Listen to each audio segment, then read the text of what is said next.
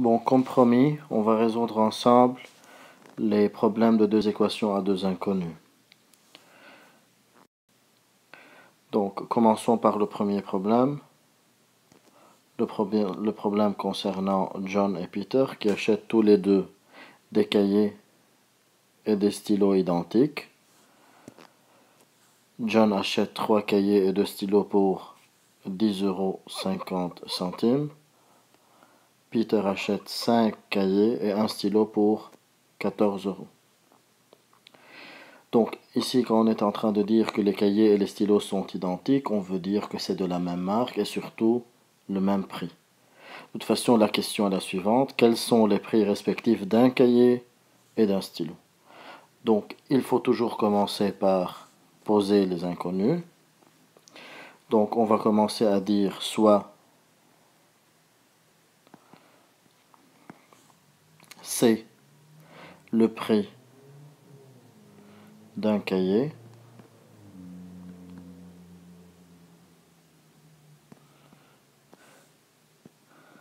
et bien sûr est-ce le prix d'un stylo.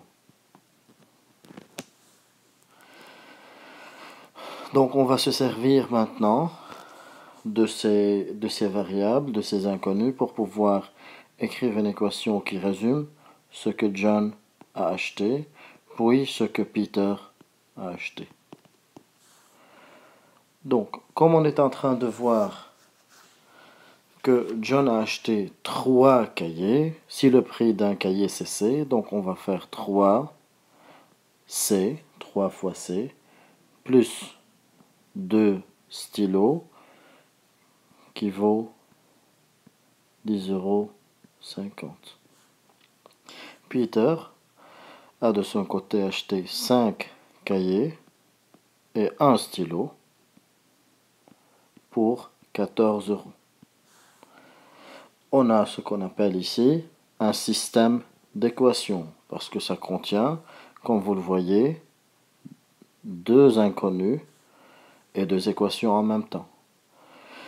Donc, ce qu'on va faire ici pour qu'on puisse identifier les équations, c'est nommer la première équation 1, la deuxième 2.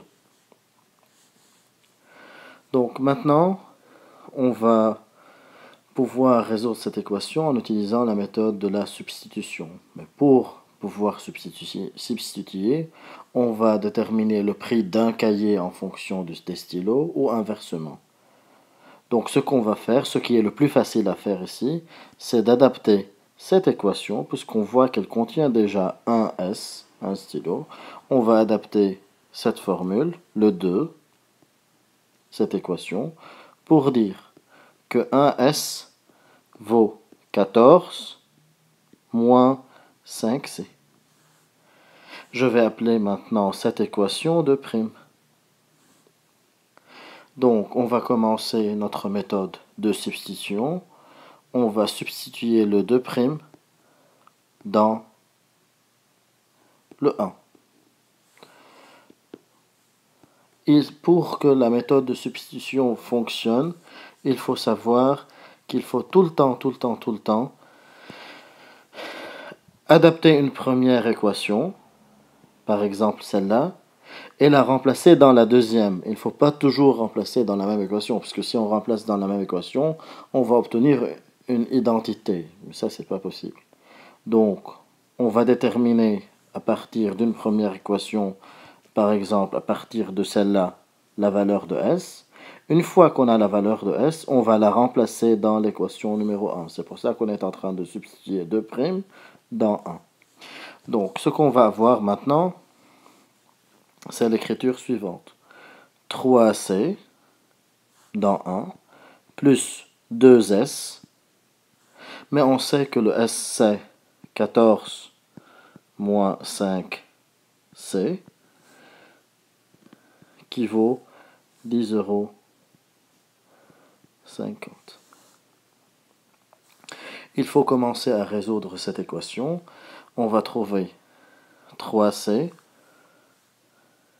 plus 2 fois 14, 28, moins 10C, on est en train de distribuer, ce qui vaut 10,50 €.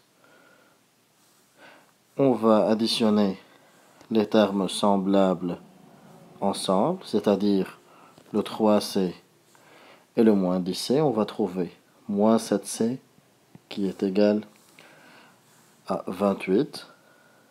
Le plus 28 passe de l'autre côté, devient moins 28. Donc on aura 10,50 moins 28, ce qui va donner moins 17,5. Donc la valeur de C sera moins 17,5 sur moins 7. Bien sûr, les moins deviennent plus, et la valeur le prix d'un cahier sera 2,50, c'est-à-dire 2,50 €. On n'a pas encore terminé puisque la question était calculer les prix respectifs d'un cahier et d'un stylo. Mais il ne faut pas oublier qu'on connaît déjà une écriture qui nous permet de trouver le prix d'un seul stylo. Donc on va remplacer dans cette écriture, c'est-à-dire dans 2', 1S est égal à 14 moins 5C, c'est-à-dire moins 5 fois 2,5. 14 moins 12,5, ce qui fait 1,5 €. Donc on voit ici les deux réponses obtenues, le stylo qui vaut 1,5 et le cahier qui vaut 2,5. Donc maintenant on peut revenir en arrière et les remplacer dans la première ou la deuxième équation pour pouvoir vérifier nos réponses. Donc là c'est un deuxième. Pour le problème suivant, c'est le problème de la ferme du père de Quentin qui contient uniquement des poules et des lapins. Donc Quentin voudrait savoir combien il y a de poules et de lapins. Il n'arrive pas à les compter car ils bougent sans arrêt, ce qui est normal. Donc son père lui donne comme seule indication qu'en tout il y a 39 têtes et 122 pattes. 39 têtes et 122 pattes. La question est la suivante. Combien de poules y a-t-il? Combien de lapins y a-t-il? Première étape, avant de commencer à solutionner, avant de faire quoi que ce soit, c'est de poser les inconnus. Qui sont les inconnus? D'après ce qui est demandé, c'est le nombre de poules et le nombre de lapins. On va commencer à faire simple. Soit P, le nombre de poules, et L, le nombre de lapins. Et maintenant, il faut revenir à notre donnée pour voir ce qu'on connaît. On sait qu'il y a 39 têtes et qu'il y a 122 pattes. C'est-à-dire, on va essayer d'écrire des équations qui nous permettent de calculer le nombre de têtes et le nombre de pattes. Donc, si on sait qu'en tout et pour tout, il y a 39, je vais changer la couleur. Bon, 39 pattes, voilà. Et qu'en tout et pour tout, il y a 122 pattes. Il faut qu'on commence à écrire des équations en utilisant les variables choisies, le P et le L. Donc, on sait bien sûr qu'une poule a une tête et que le lapin a aussi une tête. C'est-à-dire, le nombre d'animaux total, c'est de 39. Donc, la première équation est très simple, c'est P plus L qui vaut 39. Pour les pattes, c'est un tout petit peu différent. Parce qu'on sait que les poules ont 2 pattes et que les lapins en ont 4. Donc si on a deux poules, pour savoir combien de pattes on a, on doit faire 2 fois 2 qui est égal à 4. Si on va dire qu'on a deux lapins, pour savoir combien de pattes ils ont, on va faire 2 fois 4, ce qui fait 8. Donc comme aussi on ne connaît pas bien sûr les nombres exacts des poules, on avait déjà mis la variable P. Donc, si on a P poules, on a 2 fois P pattes, plus 4 fois L pattes pour les lapins.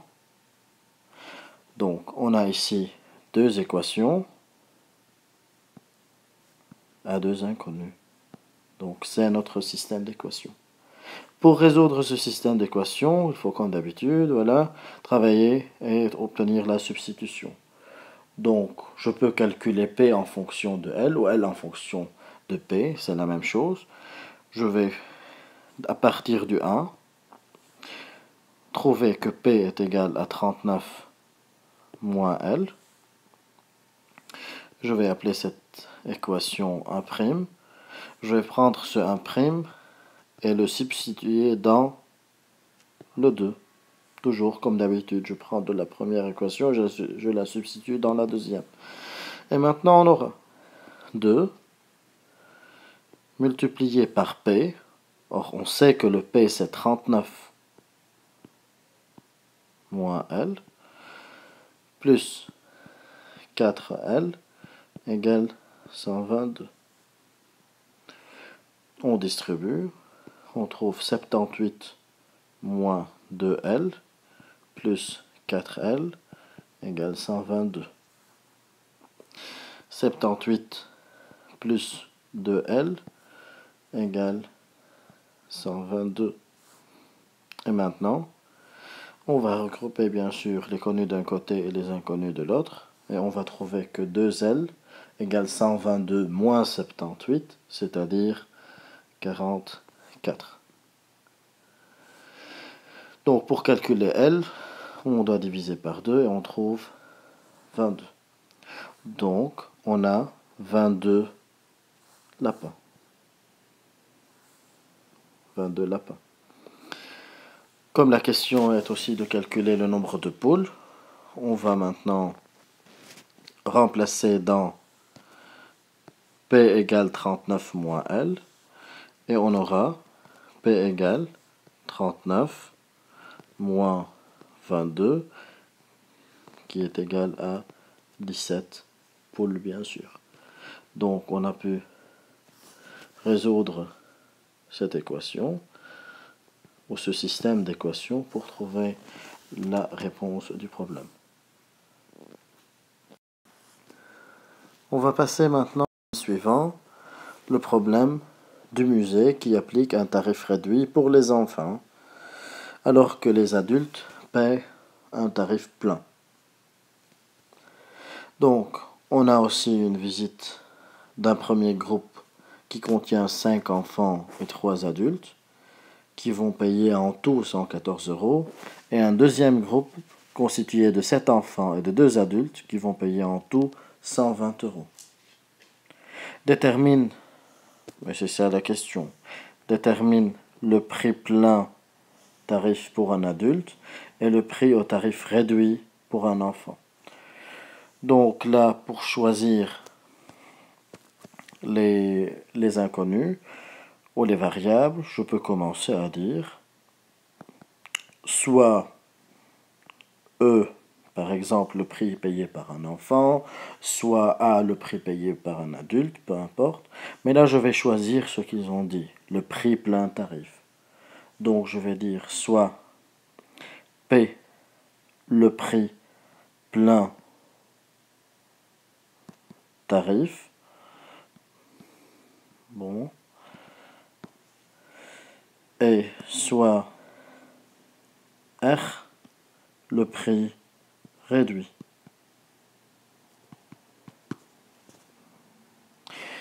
Et on sait que notre problème contient deux parties.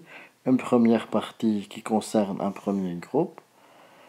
Donc, il faut commencer à écrire une équation qui va résumer la situation du premier groupe et une équation qui résume la situation du deuxième groupe. Pour le premier groupe, on a 5 enfants et 3 adultes qui sont en train de payer ensemble 114 euros. Pour le deuxième groupe, on a 7 enfants et 2 adultes qui sont en train de payer aussi ensemble 120 euros. Alors, si les enfants sont en train de payer un tarif réduit, donc on aura 5R plus 3P, puisque les adultes vont payer un tarif plein, et là c'est 7R plus 2P.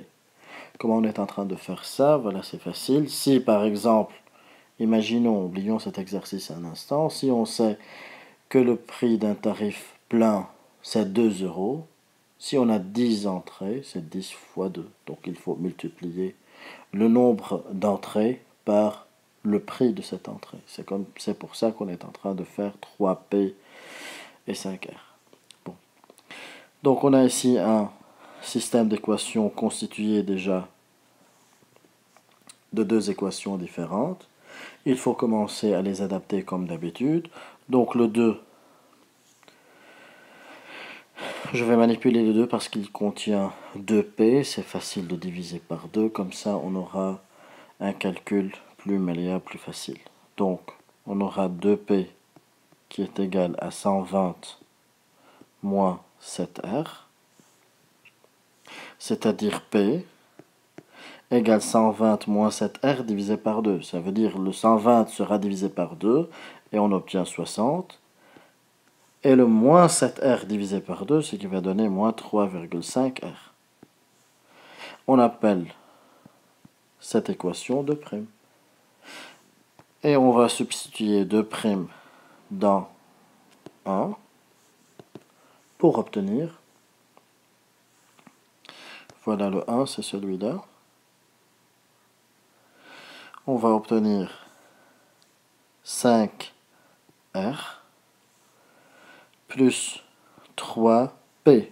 Mais on sait que le P, ce n'est autre que 60 moins 3,5R, qui vaut 114. On commence. On distribue 5R plus 180, 3 fois 60, 180, moins 10,5R égale 114. Connu d'un côté, inconnu de l'autre. Moins 5,5R en additionnant bien sûr ces deux-là. 5R et moins 10,5R. En additionnant ces deux-là, on trouve moins 5,5R. En faisant passer le plus 180 de l'autre côté, on obtient 114 moins 180, ce qui fait moins 66. Donc R égale moins 66 divisé par moins 5,5. On simplifie les moins et on obtient 12. 12 euros bien sûr. Donc le tarif réduit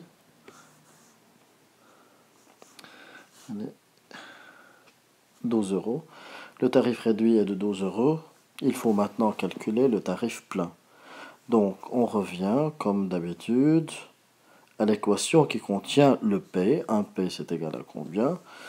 Donc ça va être P qui vaut 60 moins 3,5R. Or le R c'est le 12. On aura donc 60 moins 42, ce qui fait 18 euros. Donc, comme ce problème a été résolu devant vous, vous êtes en train de voir que ce n'est pas aussi compliqué que ça. Il manque seulement l'étape de la vérification que je ne vais pas faire sur ces vidéos-là, mais je vous encourage vraiment à remplacer à chaque fois les réponses obtenues, c'est-à-dire par exemple ici le 12 et le 18, dans l'une des équations ou les deux équations aussi pour vérifier que vous êtes en train de trouver les mêmes réponses. Voilà. Je vais faire suivre cette vidéo avec une deuxième pour les problèmes qui étaient un tout petit peu plus durs.